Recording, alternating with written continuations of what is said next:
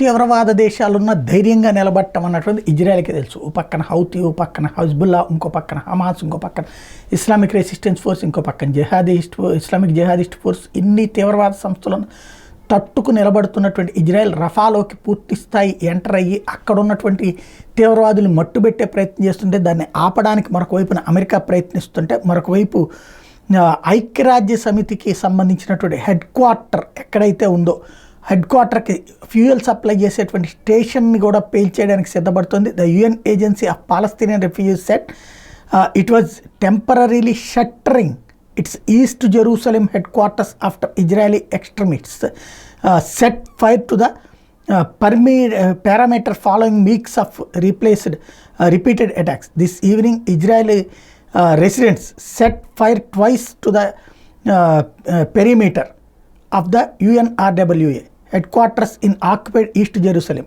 Agency chief Philippe Lejani said on X, formerly Twitter, landing that it was the second attack on the compound in a matter of days. ఇది ఒక పక్కన యుఎన్ఆర్డబ్ల్యూఏకి సంబంధించినటువంటి లోపలే దాడులు జరుగుతున్నాయి. అది రష్యా చేసిందని నమ్మించే ప్రయత్నం చేస్తున్నారు, కానీ పాలస్తీనా తీవ్రవాదులే దాన్ని ధ్వంసం చేసి అది ఆ బ్లేమ్ గేమ్ని రష్యా మీద పెట్టడానికి సిద్ధపడుతున్నటువంటి, ఇది ఇజ్రాయెల్ మీద పెట్టడానికి సిద్ధపడుతున్నటువంటి పరిస్థితి.